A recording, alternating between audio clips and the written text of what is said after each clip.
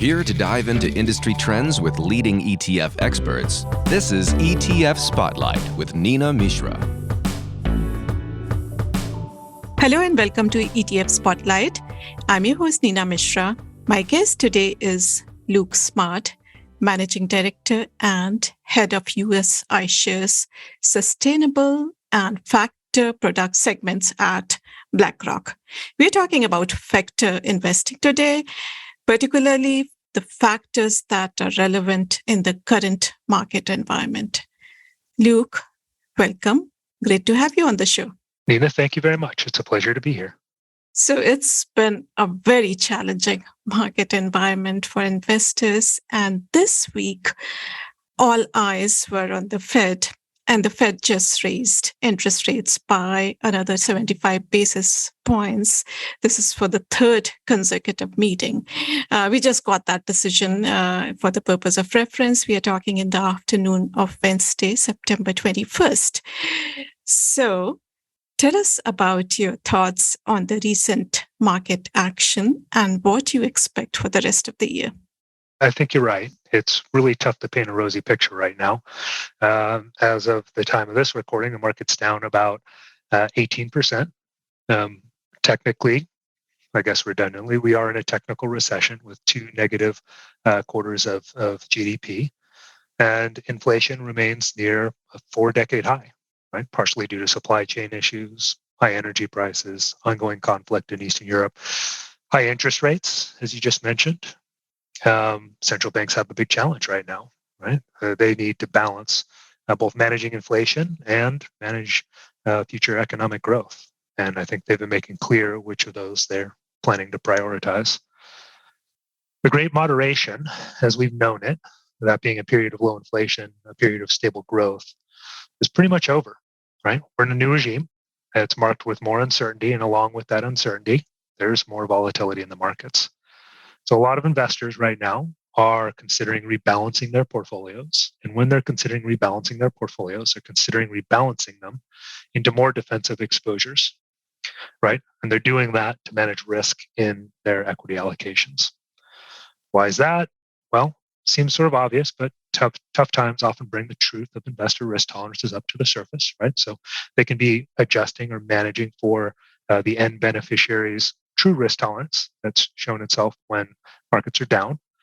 They can also be managing the portfolio a bit more tactically by de-risking their portfolios for a range of potential market outcomes like lower economic growth, high and persistent inflation, that interest rate volatility, and potential global recessions. So it's really natural for them to turn to factors like minimum volatility, or MinVol for short. They're helped with a notable reversal, of course, of smart beta and factor investments just in general, right? As I look sort of across the landscape right now, nearly 70% of smart beta funds this year have managed to outperform the S&P 500. So the signal, when it comes to factor investing, is once again shining through the noise, right? And investor recognition of this will be meaningful as they decide allocations, both strategically over the long term, as well as tactically over the next few months or even few years.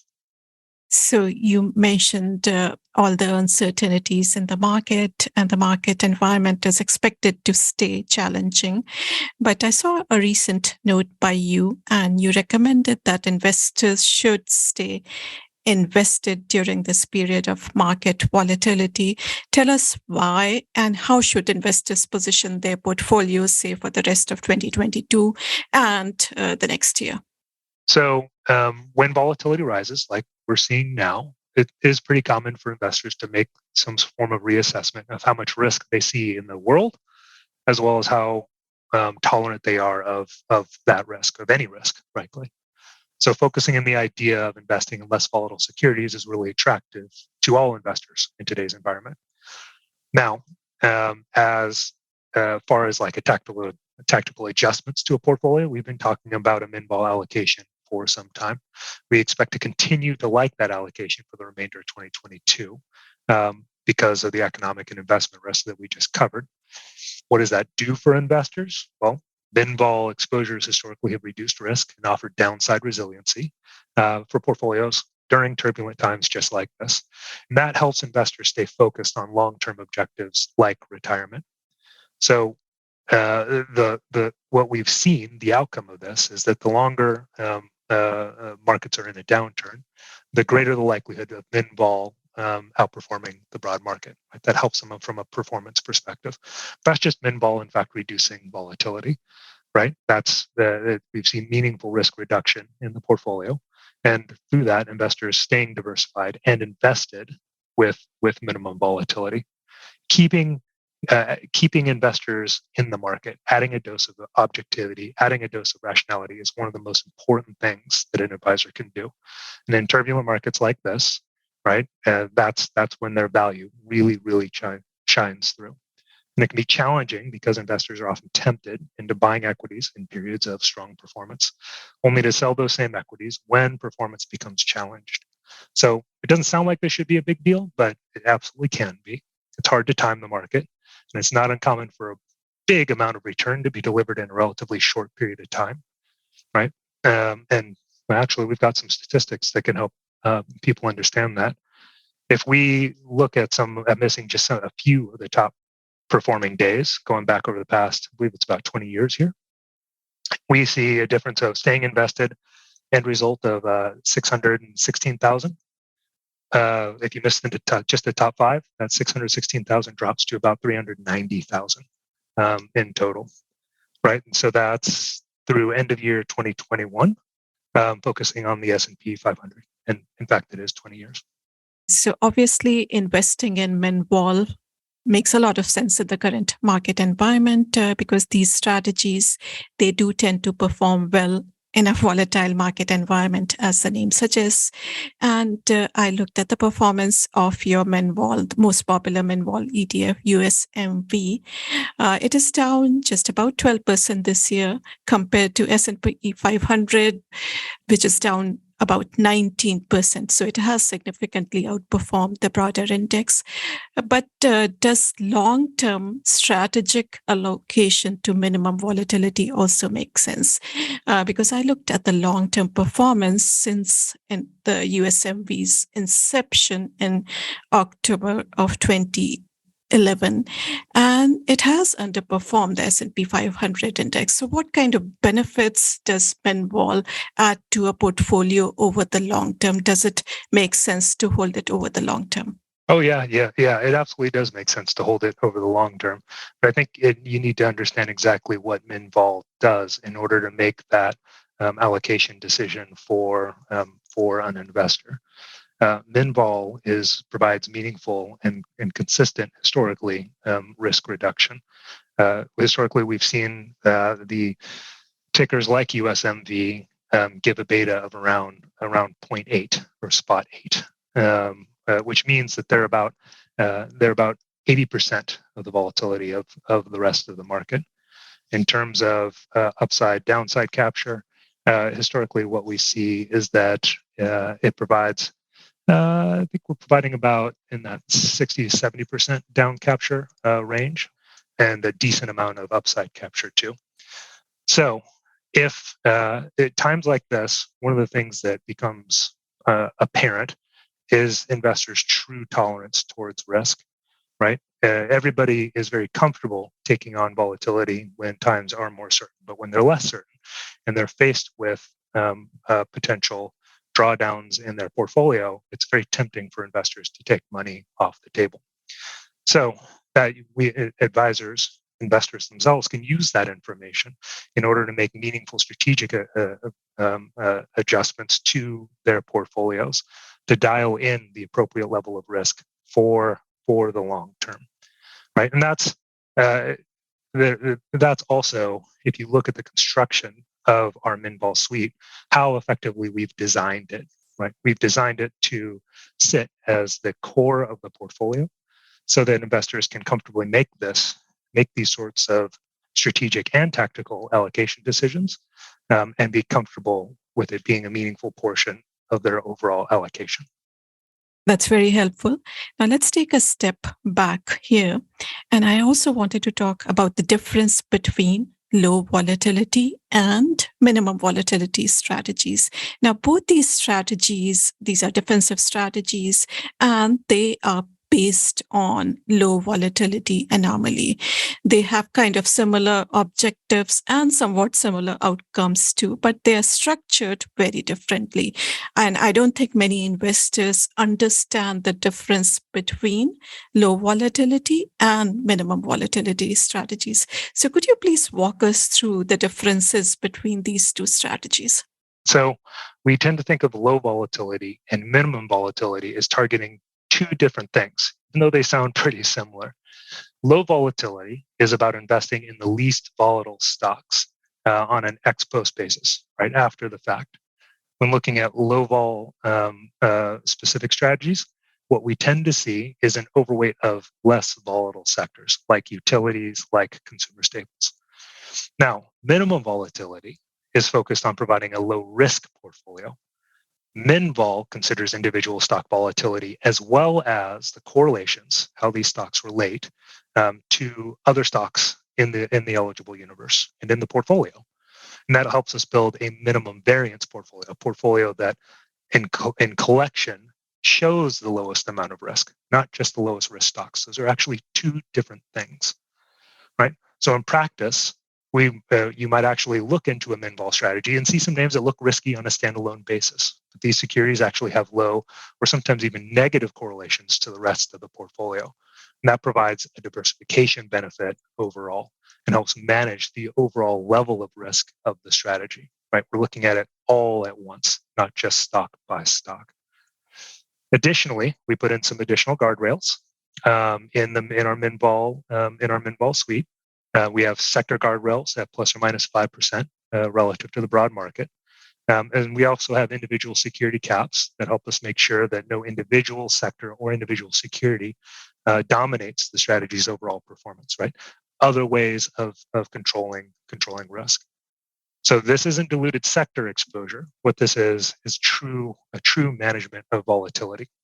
So I want to move on to another factor which has seen a lot of interest this year and last year, and that is the value factor. And value started outperforming growth since last year, and that came after many years of outperformance by growth. And these value stocks, they historically do well during periods of high inflation and rising rates. So do you think investors should continue to stay invested in value as well in the current market environment?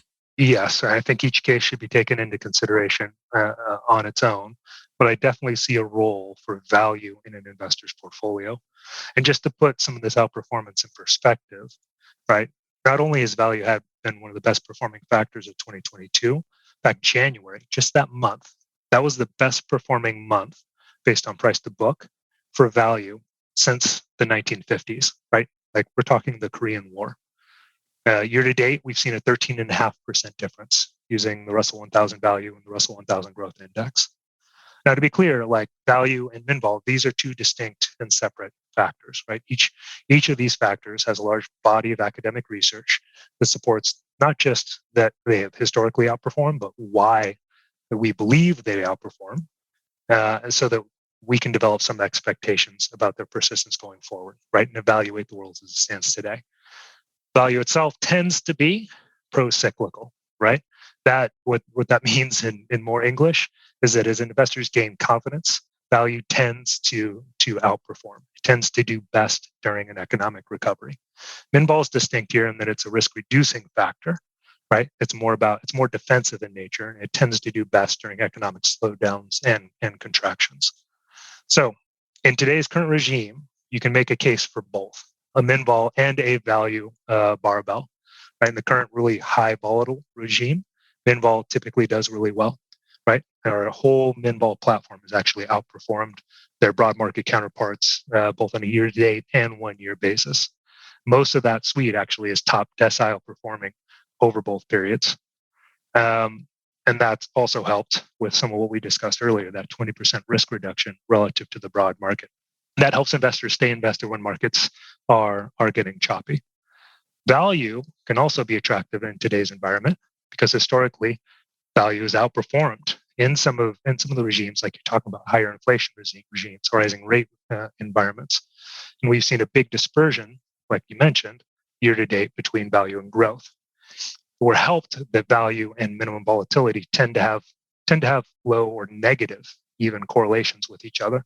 So the combination of these two factors have the benefit of managing risk through the integration, through combining them both in a single portfolio. And having a value exposure can be very helpful to position a portfolio to capture some of the upside when investor confidence returns and when we see markets start to reverse. So you alluded to barbelling the pro-cyclical value factor with the more defensive Pinball factor. So if investors combine both these factors, what kind of outcomes they can expect in their portfolios? So the combination of these two things positions the portfolio so that we can manage risk overall, but still have a portion of the portfolio positioned for a hopeful turnaround in markets, right? As the world gains confidence, as economically the world recovers, and as markets start to outperform, right? It's the combination of those two, like they're two powerful levers that advisors or investors have to dial in a portfolio that's appropriate for whomever, right? Whatever the objective of that portfolio is, right? If it's somebody who's far from retirement, or close to retirement, if it's somebody who's tolerant towards risk or averse towards risk. Excellent.